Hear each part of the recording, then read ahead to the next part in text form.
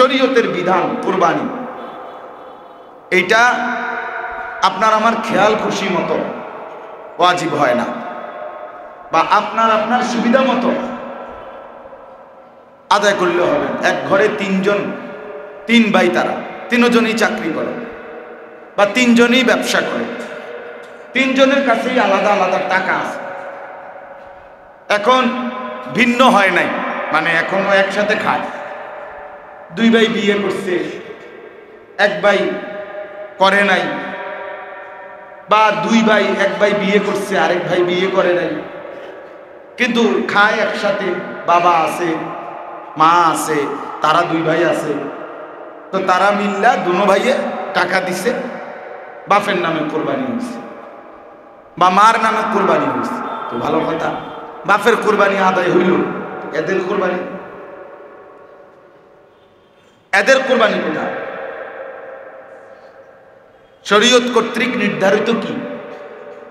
কোরবানির দিন 10ই জিলহজ, মানে কোরবানি আমরা যেদিন করি প্রথম দিন, এটারই 10ই জিলহজ কয়। 10ই জিলহজ না হইলে কোরবানি হবে না। তো 10ই জিলহজ শুরু সকাল ভোর থেকে, 12ই জিলহজ পরের 2 দিন সন্ধ্যা পর্যন্ত।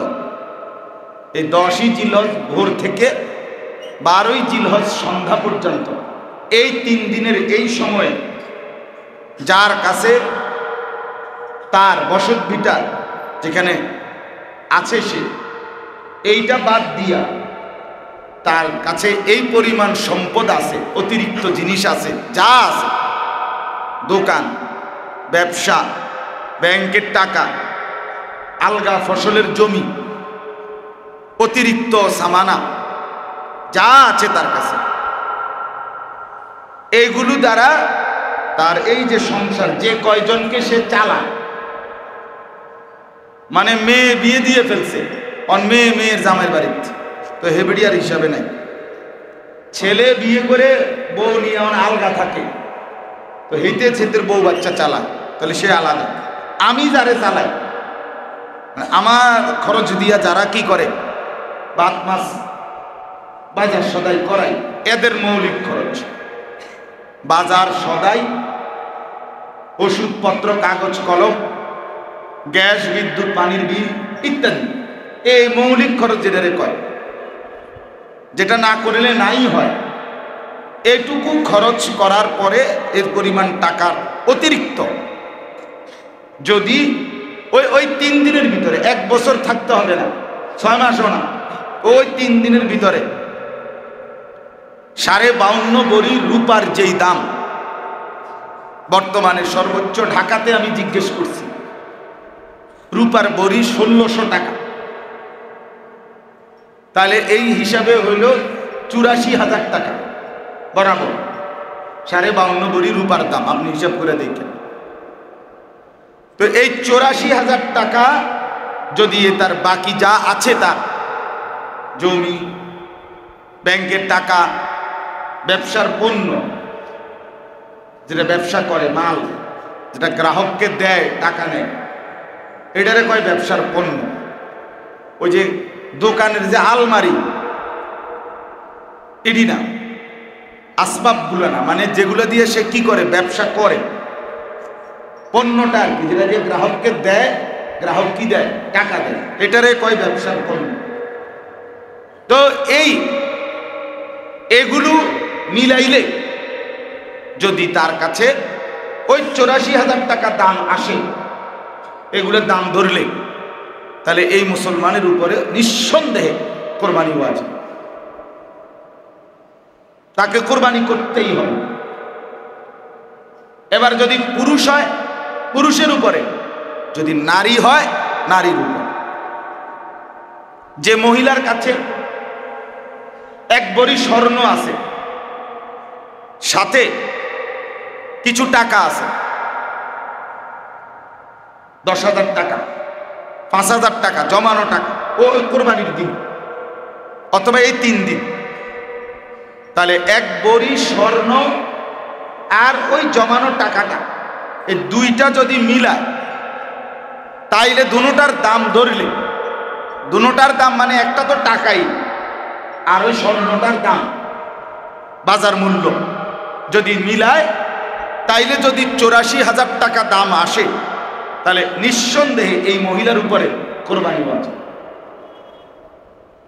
7.5 ভরি স্বর্ণ একটা শব্দ আপনারা জানেন, এটা হইল যদি কারো কাছে 1 তোলা রূপা নাই, আলগা কোনো জমার টাকা নাই, শুধু স্বর্ণ আছে, তাইলে 7.5 ভরি স্বর্ণ।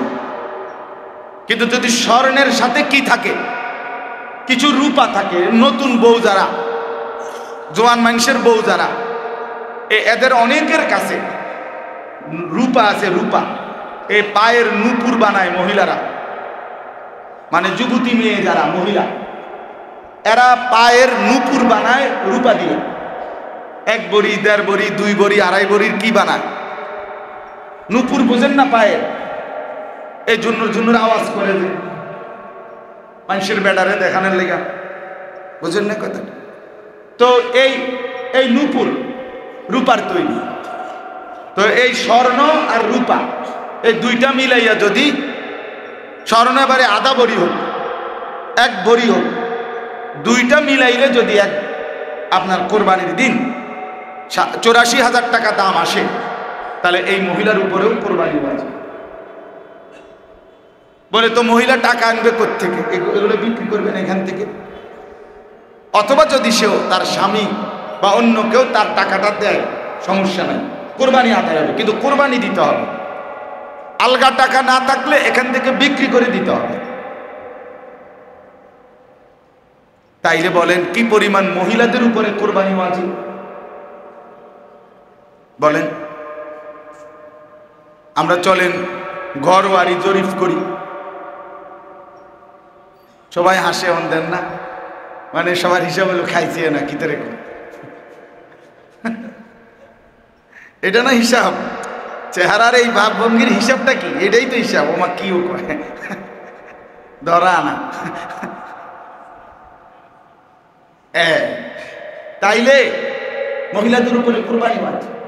আহা, বিষয়টা হইল আপনি লুকাইয়া রাখলেন, বললেন না, দিলেন না, তো মহিলাটা তো আপনার খেদমত করছে, সে তো তার জীবন যৌবন আপনাকে দিছে, বিনিময়ে আপনি তার আখেরাতের ভাবনা একটু ভাবলেন না।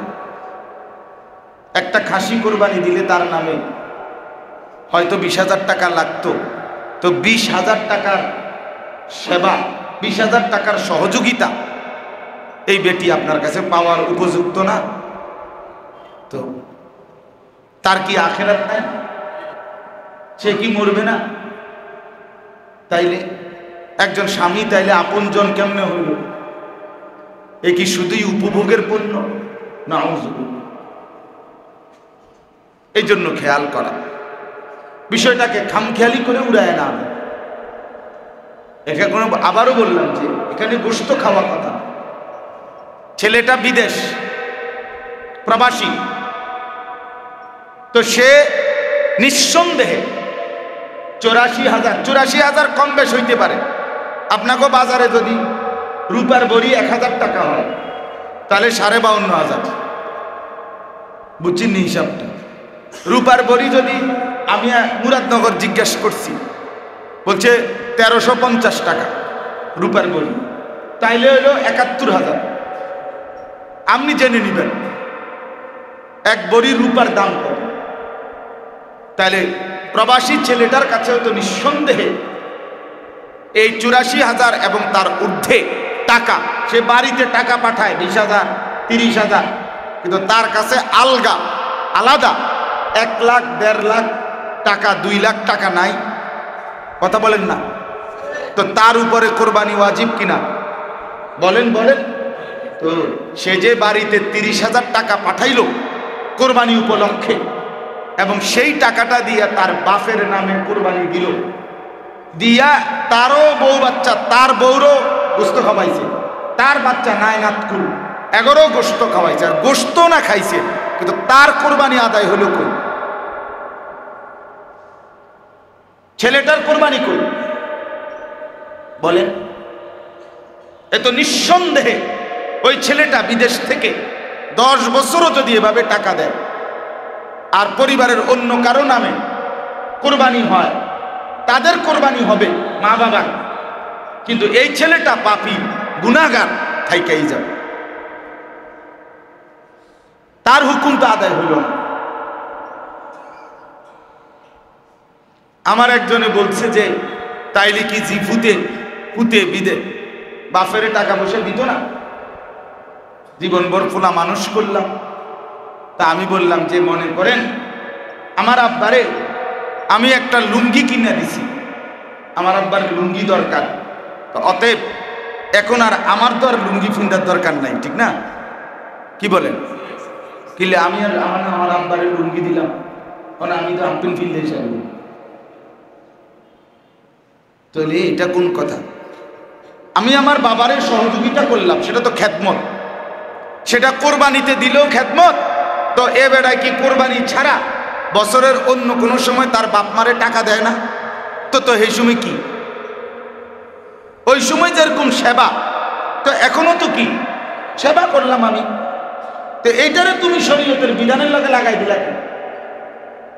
ওই যে কিছু ছদ্মবেশী শয়তান আছে, মুখোশধারী শয়তান, এরা বলে কোরবানির এই লাখ লাখ টাকা, কোটি কোটি টাকা, এটা জবাই না দিয়ে টাকাটা গরিব দুঃখী অসহায়, বন্যা দুর্ভিক্ষ ঘূর্ণিঝড় জলোচ্ছ্বাস এরকম পীড়িত মানুষকে দিয়ে দিলে উত্তম হবে। এরা মিথ্যাবাদী, এরা ধোঁকাবাজ, এরা বাটপার। বাটপার তুমি বেটা, বাটপার, চিটার তুই বেটা, বাটপার। আল্লাহর হুকুম শরীয়তের বিধান এটা আলাদা।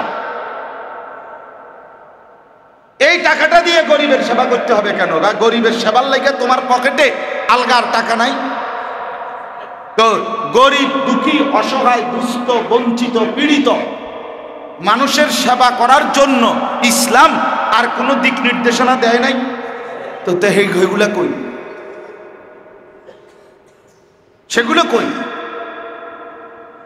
এই আপনি শুনবেন। এবং আরো তো দেখছি আমরা ইতিমধ্যে ভদ্র মুখোশধারী ফেসবুকে স্ট্যাটাস দিছে, ইউটিউবে সুন্দর করে বিবৃতি দিছে যে এটা অনেক বড় সেবা হবে।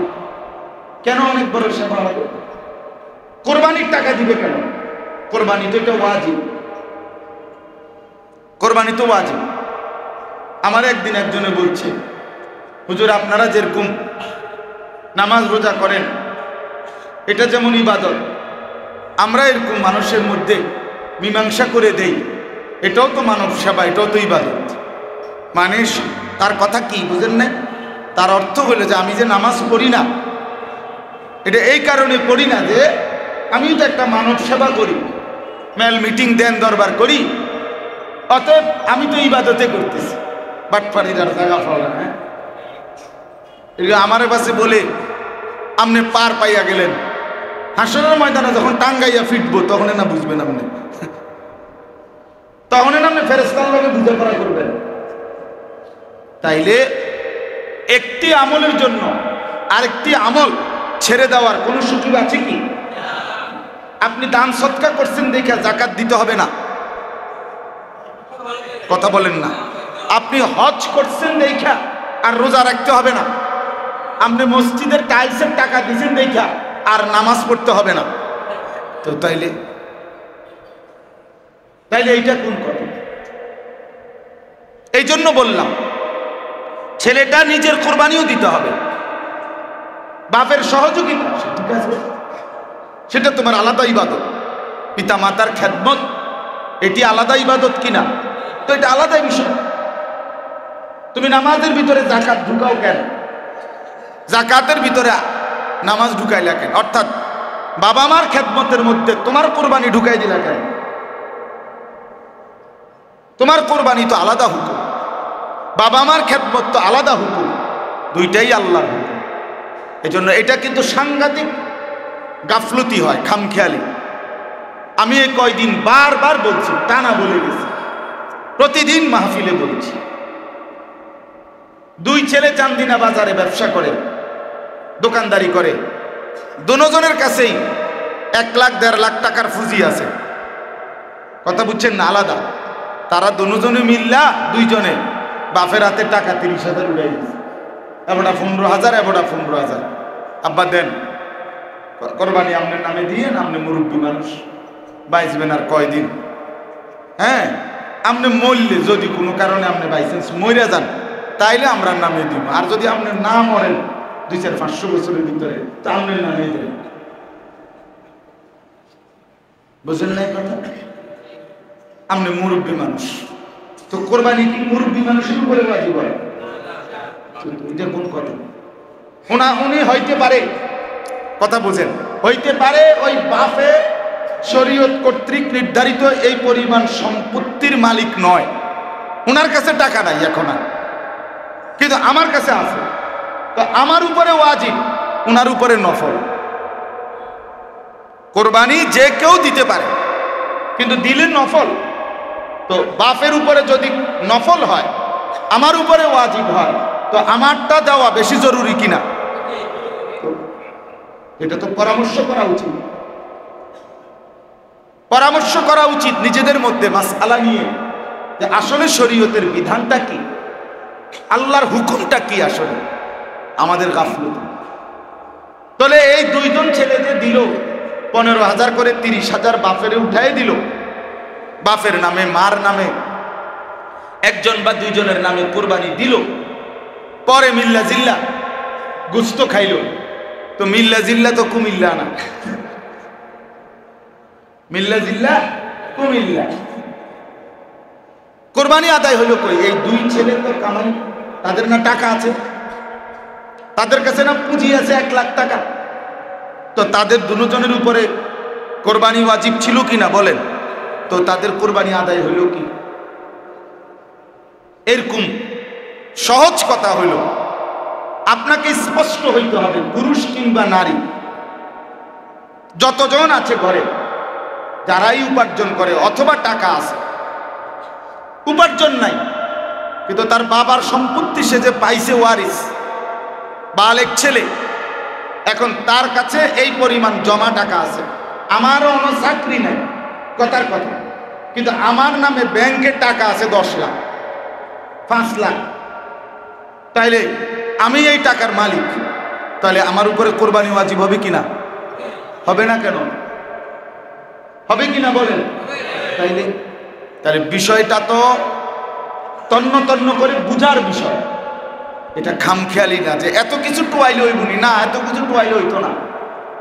আপনি এত কিছু না টোয়াইয়া বাদ দুগানা খাওন, রুডি আর গুস্ত দূরের লেগে এত কিছু টোয়ানোর দরকার না, আমরাও কই না, তাহলে আর আপনি কোনো কোরবানি দেওয়া নেই, রুটি আর গোস্ত কদ্দুর আপনার পাশের বাড়ির হেতারাও খাওয়াইব, আপনি দিয়েন না কোরবানি।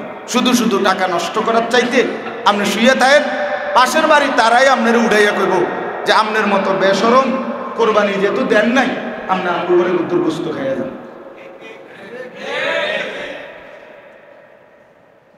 আপনি যেহেতু টাকাই চিনছেন, আল্লাহ চিনছেন না, তো কাজেই আপনি আসেন রুটি খেয়ে যান, আপনি তো রুটি মানছেন।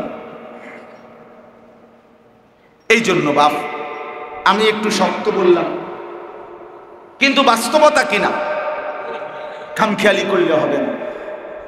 যতজন ছেলে উপার্জন করে তাদের কাছে, হ্যাঁ উপার্জনই এত, যেমন বেতনে 8,000, যে টাকাটা মাস শেষে বেতন পায় 8-10,000, ওইটা দিয়ে এমনি এমনি খরচ হয়ে যায়, বেচারা ফেড়ে বাতে কোনো রকম চলে, তার কাছে আলগা জমা টাকা নাই, আলাদা টাকা জমা নাই, 80,000, 90,000, 1 লাখ টাকা জমা নাই, তো তারে তো কোরবানি দিতে বলি না। তাইলে আরো যদি না বুঝেন, তো দায়িত্ব হইল একজন আলেম থেকে জিজ্ঞেস করে নেওয়া যে হুজুর আমার অবস্থাটা এই, আপনি আমারে বলে দেন আমার উপরে যাকাত ফরজ কিনা, কোরবানি ওয়াজিব কিনা, হজ ফরজ কিনা। আমি আগেও বলছি এই 3টি মাসআলা, যাকাত, কোরবানি, হজ, এটা ফরজ ওয়াজিব। যাকাত কি? ফরজ। হজ কি? ফরজ। কোরবানি কি? ওয়াজিব। ফরজ ওয়াজিবে খামখেয়ালি করতে নেই, এটা নফল না, মন চাইলে দিলেন, মন না চাইলে দিলেন না, এটা এমন কিছু, এটা ফরজ তো মিয়া, এটা তো ওয়াজিব। রাসূলুল্লাহ সাল্লাল্লাহু আলাইহি ওয়াসাল্লাম হাদিসে পাকে ইরশাদ করেছেন, মান কানা লাহু সাআতুন ওয়া লাম ইউদাহি, কথাটা খেয়াল করেন, ফালা ইয়াকরুবান্না মুসাল্লানা। নবী সাল্লাল্লাহু আলাইহি ওয়াসাল্লাম বলেন, যার সামর্থ্য ছিল অথচ কোরবানি করে নাই, কসম খোদা, নবী সাল্লাল্লাহু আলাইহি ওয়াসাল্লাম বলেন, সে যেন আমাদের নামাজে না আসে, ঈদগাহে না আসে, নামাজ পড়তে ঈদের নামাজ সে যেন না আসে। তুমি না ফরমান, তুমি আইসো না, তুমি আইসো না, তুমি তো গোস্তই খাইবা নিয়ত করছো, গোস্ত খাওয়ানোর লাগিয়া নামাজ পড়ন লাগে না, তুমি হঠাৎ থাকো, রান্দা হইলে তোমার উঠাইব, তুমি উঠতো না।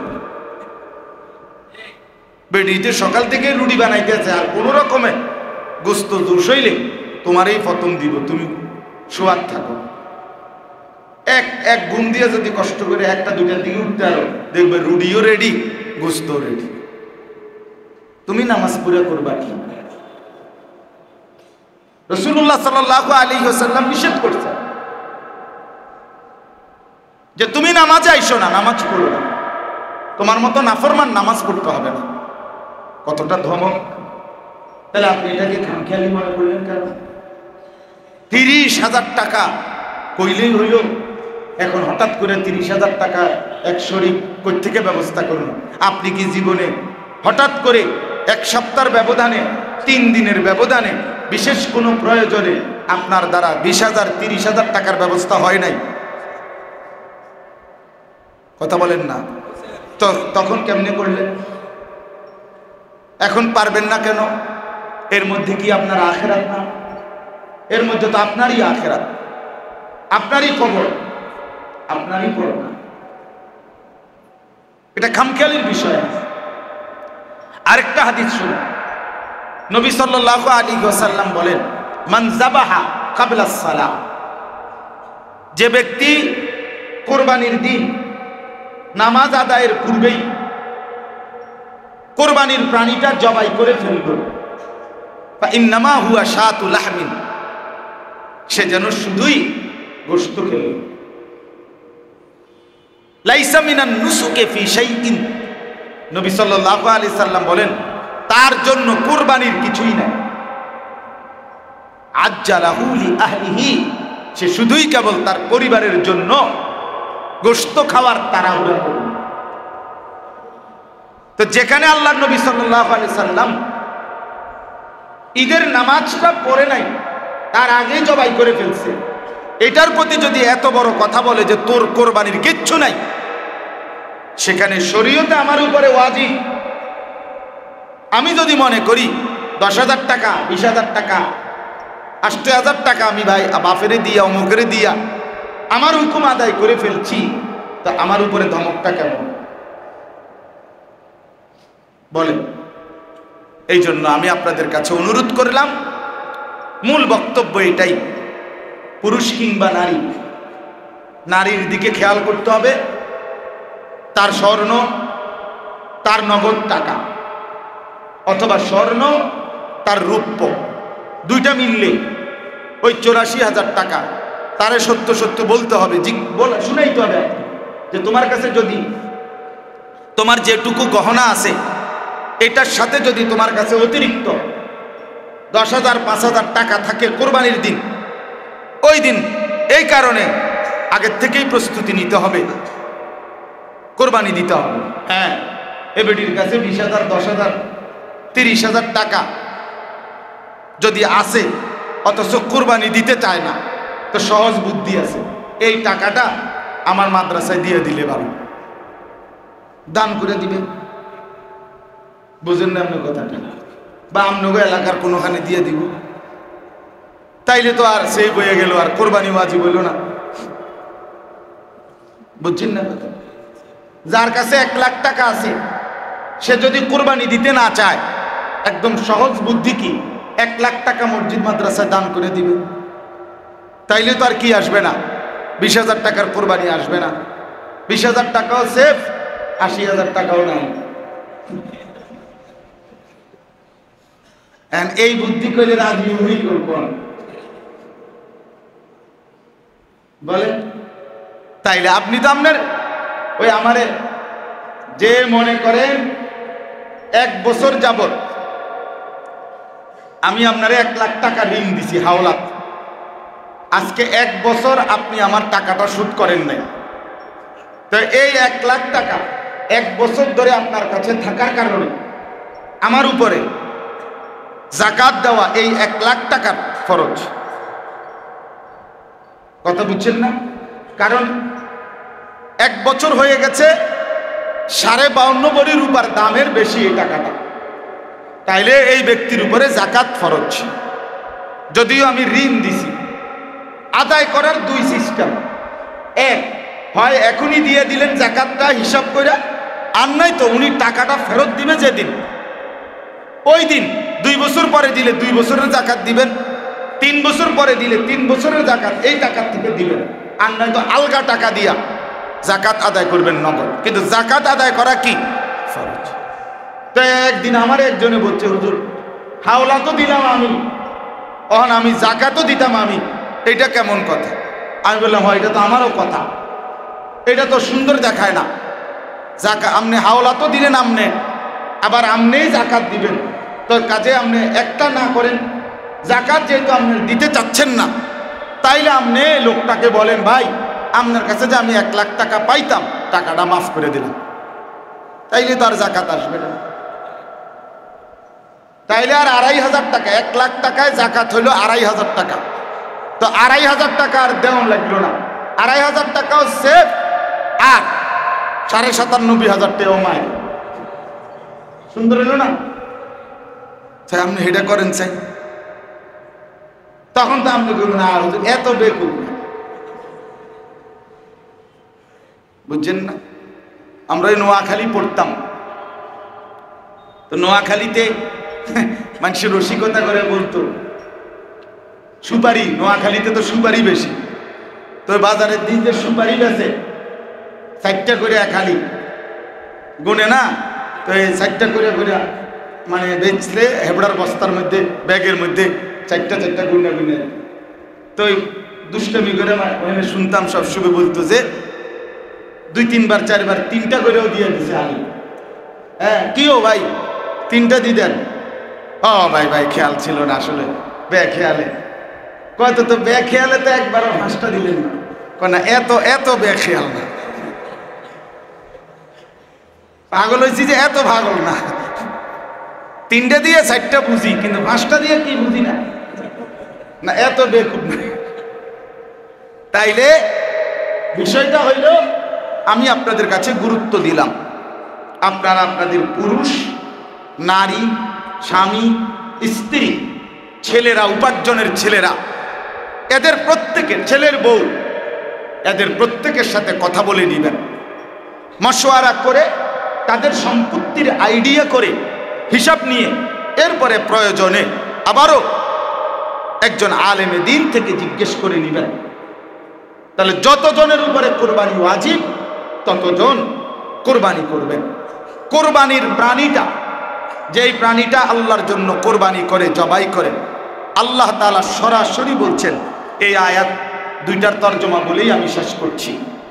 আল্লাহ তাআলা বলেন, ওয়াল বুদনা জাআলনাহা লাকুম মিন শাআইরিল্লাহ। সুবহানাল্লাহ। আল্লাহ তাআলা বলেন, কোরবানির জন্য নির্ধারণকৃত প্রাণী আমি আল্লাহ ওই প্রাণীটাকে বানাইলাম সরাসরি আমি আল্লাহর নিদর্শন। এটা শুধু গরু না, এটা আমি আল্লাহর নিদর্শন। জাআলনাহা লাকুম মিন শাআইরিল্লাহ, এই লোক কোরবানির প্রাণীর 1 নম্বর বৈশিষ্ট্য। আল্লাহ বলেন এটা আমার নিদর্শন, এটা আমার। বান্দা যখন সিদ্ধান্ত নিছে আমি কোরবানি করব, এই গরু, এই ছাগল, এই বকরি, এই ভেড়া, দুম্বা, উট, আল্লাহ বলেন এটা শুধু তখন আর গরু, ছাগল, ভেড়া, বকরি নয়, বরং এটা আমার শাআইরিল্লাহ, আল্লাহর নিদর্শন। বাইতুল্লাহ আল্লাহর নিদর্শন, কোরআনুল করিম আল্লাহর নিদর্শন, রাসূলুল্লাহ সাল্লাল্লাহু আলাইহি ওয়াসাল্লাম আল্লাহর নিদর্শন, আহলুল্লাহ দিনদার মুত্তাকি আল্লাহর নিদর্শন, এবং অসংখ্য ইসলামের নিদর্শন আছে, মসজিদ আল্লাহর নিদর্শন, এরকম যত কিছু আল্লাহর নিদর্শন, তার মধ্যে কুরবানির প্রাণীটাও আল্লাহর নিদর্শন। সুবহানাল্লাহ। 2 নাম্বার, আল্লাহ তাআলা আমাদেরকে সান্ত্বনা দিচ্ছে। হ্যাঁ, 3 জনের হুজুর যত কথাই কন, কথা ঠিক আছে, বুঝলাম, মানলাম, দরকারেও বুঝলাম, কিন্তু 3-20-60,000 হঠাৎ করে এই কথা কইলে হইতো না হুজুর, পারতাম না। তো যেটা কি আমার কাছে কোরবানি দিতেছেন যে আপনি আমার লগে এরকম কুয়াকুই কথা কইয়ে কি লাভ? দেখি আমি হিসাব নিতে আছি, তো তাহলে আমার লগে জিবাইলে কি লাভ? আমার সাথে কি এটা? তাহলে আপনি আপনার কাছে মনে আসতেছে 60,000 টাকা, 90,000 টাকা, 1 লাখ টাকা, এটা বিরাট একটা লস আইবে হঠাৎ করে টাকাটা অনেক টাকা কইমা যাবে। আল্লাহ তাআলা বলেন, দেখেন সরাসরি কোরআনের আয়াত, আল্লাহ বলেন লাকুম ফিহা খাইর। সুবহানাল্লাহ। আল্লাহ তাআলা বলে, শোনো বান্দা, বিশ্বাস করো আমি আল্লাহ বলতেছি কোরবানির প্রাণীর মধ্যে রয়েছে তোমাদের জন্য খাইরুন, কল্যাণ, কল্যাণ, কল্যাণ। লস হবে না কইলাম, লসের সিস্টেমে নাই, আল্লাহর লগে কোনো লস নাই। কথা বলেন না কেন? আল্লাহর সাথে কি নাই? লাভে লসের ব্যবসা না, পুরাটা লাভের ব্যবসা। দুনিয়ায় হলো লাভ লসের ব্যবসা, মালিকের সাথে লাভ লসের ব্যবসা, শুধু লাভের ব্যবসা, লাভের ব্যবসা। এই জন্য হাদিসের মধ্যে আছে মা আমারা হাজুন কাত্তু। নবী সাল্লাল্লাহু আলাইহি ওয়াসাল্লাম স্পষ্ট বলছেন, কিয়ামত পর্যন্ত কোন হাজি আল্লাহর ঘরে হজ করে, আল্লাহর ঘর জিয়ারত করে, রাসূলুল্লাহ সাল্লাল্লাহু আলাইহি ওয়াসাল্লাম বলছেন কখনোই, কাত্তু মানে কখনোই, কখনোই সে গরিব হবে না, ফকির হবে না। এই জন্য ব্যবসায় মাইর খায়, মাইয়া বিয়ে দিয়া মাইর খায়, ফোলা বিদেশ পাঠাইয়া মাইর খায়, আল্লাহর ঘর জিয়ারত করে মাইর খায় হতেই পারে না। হাজিকে আল্লাহ ফকির বানায়।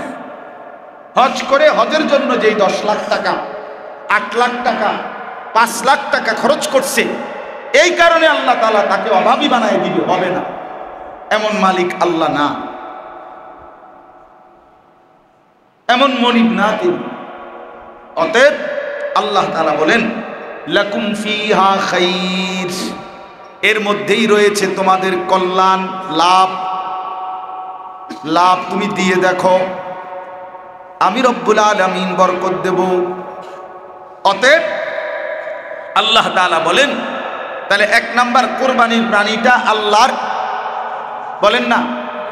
2 নাম্বার, এর মধ্যে রয়েছে আমাদের জন্য কল্যাণ, লাভ। এরপর আল্লাহ বলেন, কাজেই ফাযকুরুসমাল্লাহি আলাইহা সাওয়াফা। আল্লাহ তাআলা বলেন সারিবদ্ধভাবে তোমরা তোমাদের কুরবানির প্রাণী জবাই করার সময় বেশি বেশি আমি আল্লাহর জিকির করো। সুবহানাল্লাহ। জিকির করো, আমার নাম নাও, ঘাবড়াইও না, আমার নাম, আল্লাহ ভরসা, আল্লাহর নাম, বিসমিল্লাহি আল্লাহু আকবার, জোরসে বলো। আল্লাহ বলে তোমার জবান দিয়ে আমার নাম উচ্চারিত হবে, আমার ভালোবাসায় কুরবানি দিবে, আর আমি তোমার ফকির বানায় দিব। আরে বলো কি, তুমি কি বলো বান্দা? তুমি আমারে কি ভাবছো? শীত, গরম, রোদ, বৃষ্টি, অভাব, দারিদ্র, দুর্ভিক্ষ, সব অবস্থায় দুনিয়াতে না, আমি আল্লাহর খাজানায় কখনোই তো কোনো সেকেন্ডে কম বলতে কিছু নাই, আছে কি? তো ফাযকুরুসমাল্লাহি আলাইহা সাওয়াফা।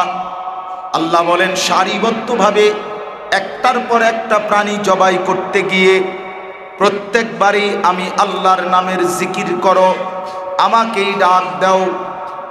এবার রব্বুল আলামিন বলেন ফাইদা ওয়াজাবাত জুনুবুহা, জবাই করার পরে যখন প্রাণীটা কাত হয়ে যায়, রক্ত পুরো গড়িয়ে পড়ে, এবার চামড়া ছিলে ফেলো, চামড়া ছিলে, এবার গোশত রেডি।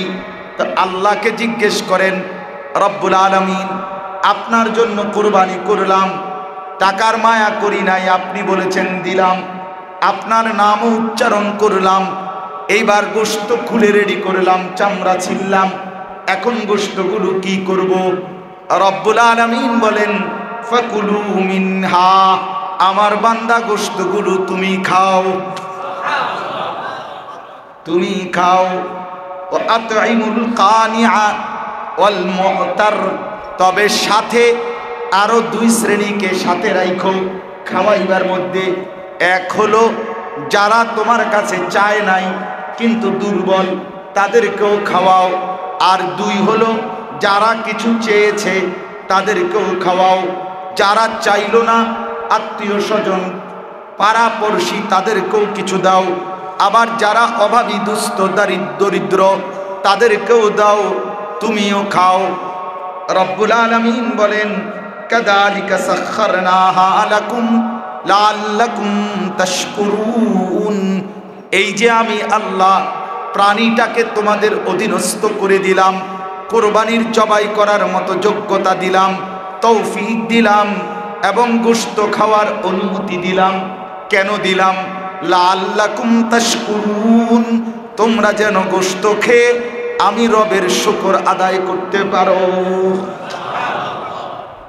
এবার যদি শেষ কথা আমি যদি আল্লাহকে বলি, রব্বুল আলামিন আমি তো 4 বাজার খুঁজা বড় কষ্ট কইরা রৌদ্রের মধ্যে ঘামে ভিজা বহুত চাইয়া চিন্তা এই গরুটা কিনছিলাম আপনার জন্য, আপনার নাম নিয়ে জবাই করলাম, এত কষ্ট করে আপনার জন্য কোরবানি দিলাম, বিনিময়ে বুঝি একটা টুকরাও নিতেন না?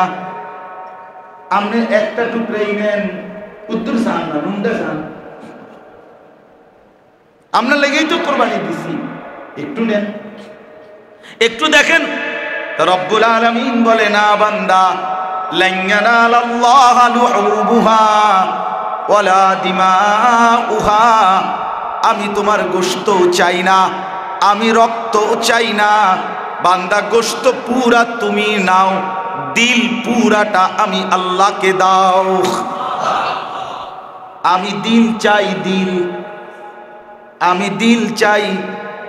তুমি দেখো গরুর দিকে, আমি দেখি দিলের দিকে, আমি দেখব দিলে আমার মহব্বত ছিল কিনা নাকি না ফাইতে। বেশি শরমের বিষয় হয়ে যাইব, মানসি কিটা করব। আল্লাহ বলেন, আমি কিন্তু টের পাইছি চান্দু, হ্যাঁ আজকে 12 বছর কোরবানি দেয়, এই বছর না দিলে মানসে কিতা করব, মানসে আপনার মাথা করব, মানসে কিতা, মানুষের আর কাম নাই, মানুষের একটা একটা আপনার কিতা বুঝেন নাই? এগুলো কোনো কথা হইল? এটা বুঝি কোনো কথা? তো আল্লাহ বলেন, আমি কিন্তু দিল দেখি, আমি দেখব দিলের মধ্যে আমার ভয় আছে কিনা, আমার মহব্বত ছিল কিনা, আমি দেখব মালটা হালাল কিনা, টাকাগুলো হারাম কিনা, সুদের ঘুষের সিটারির বাটপারির ধোকা প্রতারণা, ওজনে কম দেওয়া, মানুষের বাহবা নিলে হবে না, আমি কিন্তু দিল দেখি, তাকওয়া দেখব। ওয়ালাকিন ইয়ানালুহুত তাকওয়া মিনকুম, আমি আল্লাহর কাছে তাকওয়া পৌঁছবে, গুনাহমুক্ত ছিল কিনা। আল্লাহর নবী বললেন, ঈদের নামাজ না পড়ে কোরবানি দিলে সেটাই হলো গোশত খাওয়া, সেটাই কোরবানির কিছুই নাই। তাইলে বাপ বলেন, 2 রাকাত ঈদের নামাজ না পড়লে তার আগেই কোরবানি দিলে, তাইলে যদি হয় নবী এত রাগ, ফজরের নামাজ না পড়ে কোরবানি দিলে কেমন হয়? কি খবর? কোরবানির দিন গোশত করতে করতে কোবাইতে আড্ডি, আমনে নাফরমান জোহরও পড়লেন না, আসরও পড়লেন না, মাগরিবও পড়লেন না। আপনার মতো নাফরমান কি দরকার ছিল কোরবানি দেওয়ার? হ্যাঁ, আমনে এমনে 20 কেজি গোশত কিনা রাখতেন, তাইলেই তো ভালো আছিল। আপনি এটা কির কোরবানি দেন, কার জন্য দিতে আছেন? আল্লাহ তাআলা বলে, বান্দা আমি বুঝি না কে, জোহরের নামাজও বাদ, আসরের নামাজও বাদ, মাগরিবের নামাজও বাদ, গোশত খাইতে খাইতে, রুটি খাইতে খাইতে রঙিন টেলিভিশনে নর্তকীর ছবি দেখতেছ, ঈদের নাটক দেখে, ঈদের সিনেমা দেখে, ঈদ উপলক্ষে শুভ মুক্তি দিছে, ঈদ উপলক্ষে এই চ্যানেলের 7 দিন ব্যাপী বিশেষ আয়োজন, ঈদ উপলক্ষে সিনেমা হলে নতুন নাটক, নতুন ছবির শুভ মুক্তি। ঈদ কি তাদের বাপের? কথা বলেন না কেন? ওই চ্যানেলওয়ালার আব্বার ঈদ এটা। তুই ঈদ উপলক্ষে নাটক ছাড়ার কি আছে? ঈদ তোমার বাপের?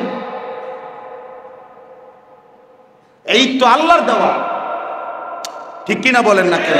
কোরবানির এই ইবাদত পালনের অধিকার, অনুমতি, হুকুম এটা আল্লাহ দিছেন কিনা? কিন্তু এটার লগে নাটক কি? এটার সাথে সিনেমা কি তা বলে?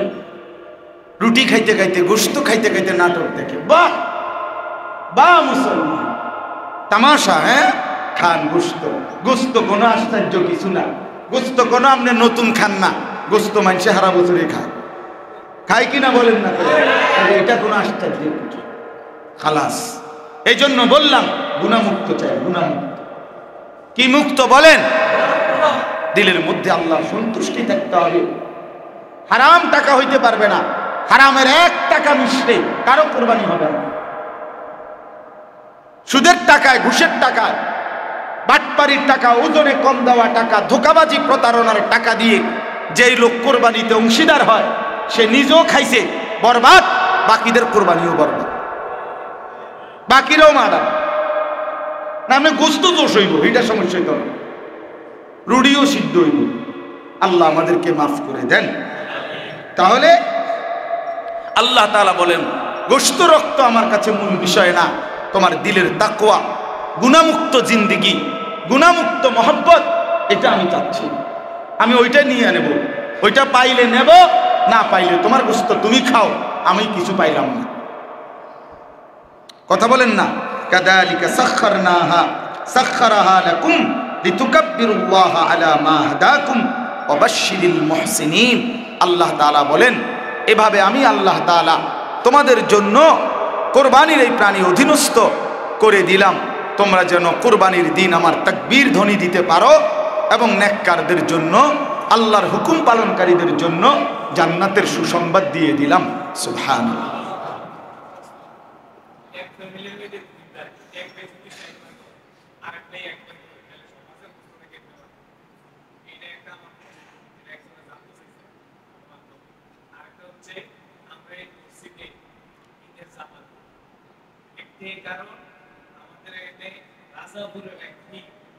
আচ্ছা, এটি জানি, ফিরে কারো বদনাম না করে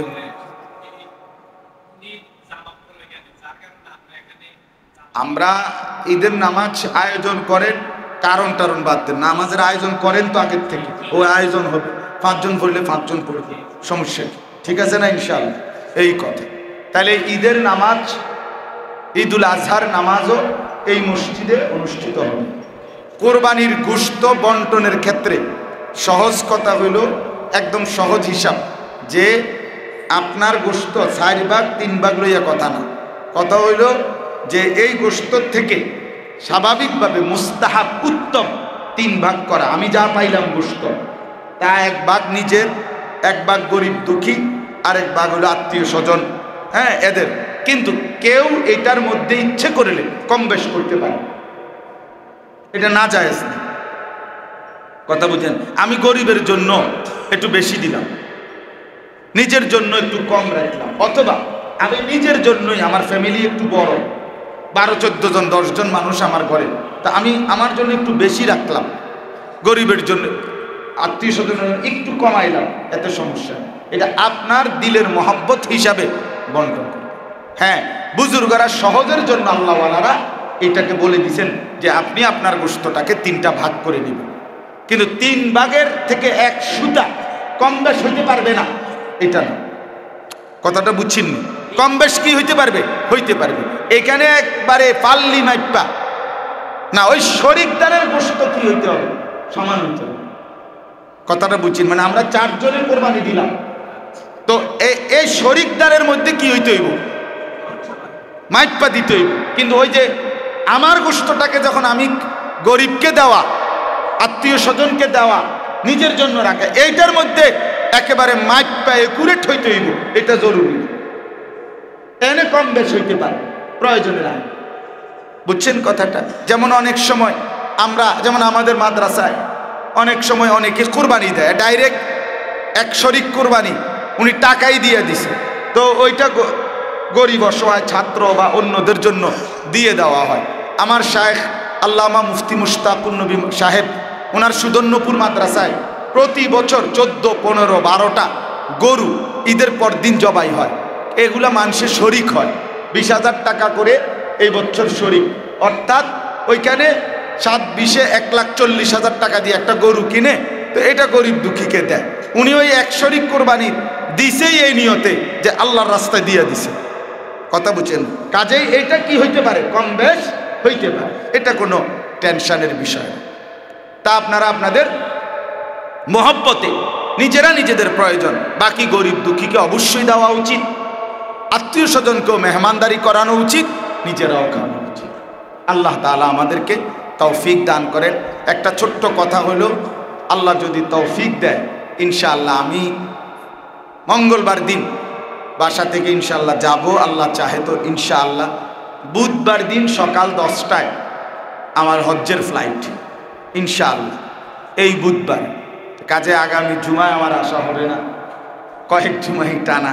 তো আপনাদের কাছে অনুরোধ, আপনারা প্রত্যেকেই দোয়া করবেন, আমিও আপনাদের জন্য দোয়া করব ইনশাআল্লাহ। আল্লাহ তাআলা আমার সমস্ত মুসল্লিকে কবুল করে নেন, আমিন।